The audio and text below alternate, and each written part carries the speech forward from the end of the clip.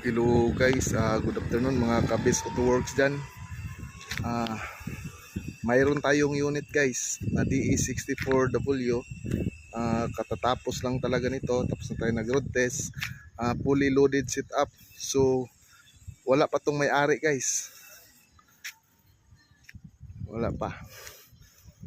So naka decal sticker na siya, naka tinted, naka rim visor, naka roof rack, din new mags, new tire.